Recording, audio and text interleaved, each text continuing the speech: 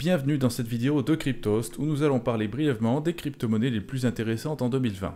Alors tout de suite là, vous allez me dire Bitcoin et Ethereum, évidemment. Ces deux-là sont un petit peu inévitables à l'heure actuelle, donc ils font partie en toute logique du portefeuille de chaque crypto-investisseur qui gère ses investissements en bon père de famille, comme le disait autrefois le Code civil.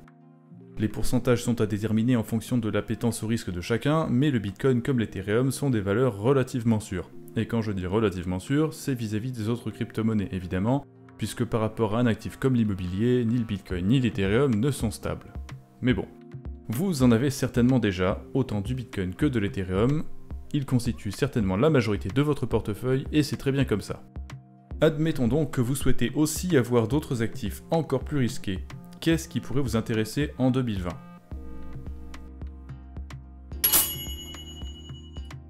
D'abord, on a le Komodo, une crypto-monnaie qui a plein d'avantages. Déjà parce qu'elle partage en fait sa sécurité avec celle du Bitcoin. À intervalles réguliers, on a des blocs générés par le réseau Komodo qui sont ajoutés à la blockchain Bitcoin via des nœuds spéciaux et qui permettent de graver dans la pierre l'état dans lequel elle est à un point donné. Donc la blockchain Komodo peut difficilement être attaquée sans qu'on ait d'abord attaqué le Bitcoin. Ensuite, parce que le Komodo, ça n'est pas juste une chaîne, c'est un écosystème entier qui permet notamment de créer des chaînes filles. Le terme utilisé par l'équipe, c'est Smart Chain. Il s'agit en fait de chaînes créées avec des outils fournis par Komodo, indépendantes de la chaîne principale Komodo, avec leur propre mécanisme de consensus par exemple, mais qui bénéficient tout de même de la sécurité du Bitcoin parce que leurs transactions sont également sauvegardées sur la chaîne principale Komodo à intervalles réguliers, et cette chaîne principale est ensuite sauvegardée sur la blockchain du Bitcoin. Les chaînes filles peuvent même émettre leurs propres jetons et devenir des plateformes à part entière. Pour couronner le tout, Komodo offre la possibilité de réaliser des transactions anonymes avec la même technologie que Zcash et dispose de plusieurs services comme un échange décentralisé appelé Atomic Dex, autrefois BarterDex. Une plateforme innovante donc qui mérite au moins quelques minutes de votre temps.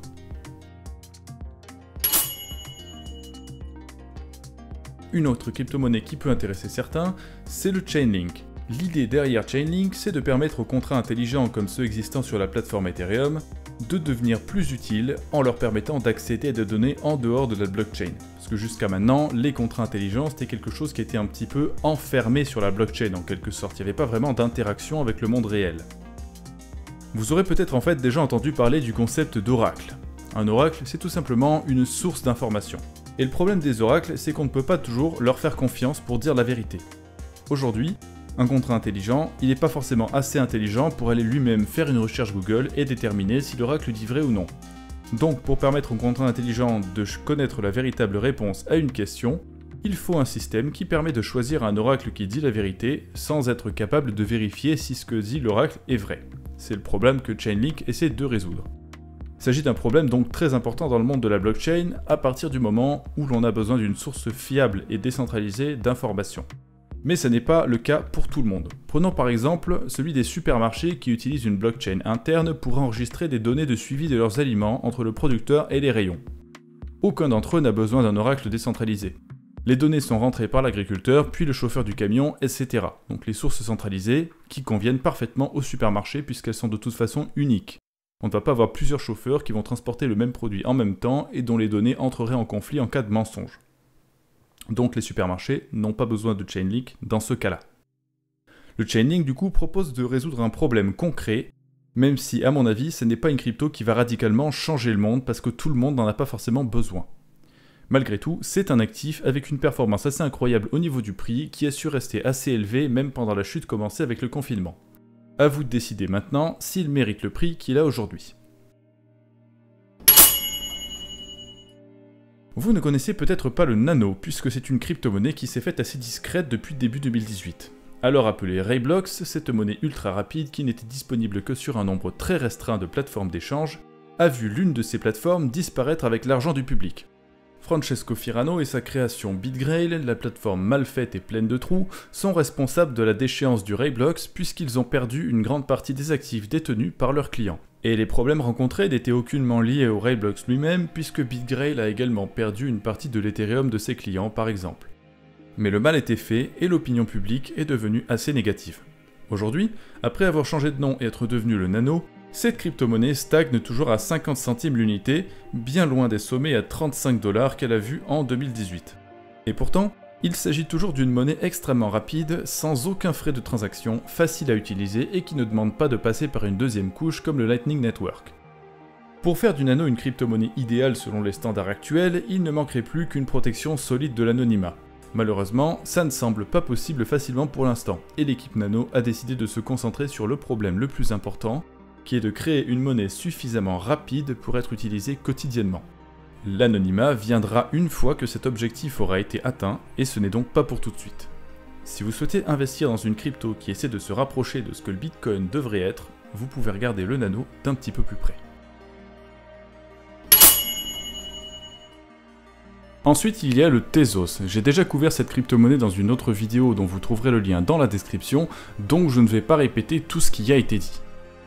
Mais pour ceux qui ont la flemme de regarder, on va faire court. C'est une plateforme dédiée aux contrats intelligents très sécurisés, imaginée par un Français, et qui offre la possibilité de coder ces contrats en plusieurs langages. 3 points positifs qui font que Tezos mérite votre attention, et peut-être qu'elle mérite aussi d'occuper une partie de votre portefeuille de crypto-monnaie.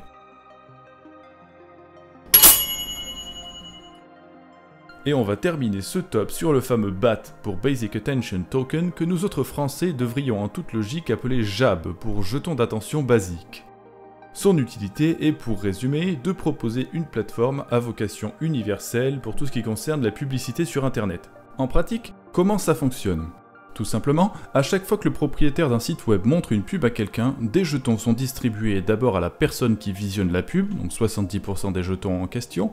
D'autres jetons sont distribués au propriétaire du site, et une dernière partie est distribuée à l'équipe BAT pour financer le fonctionnement du système.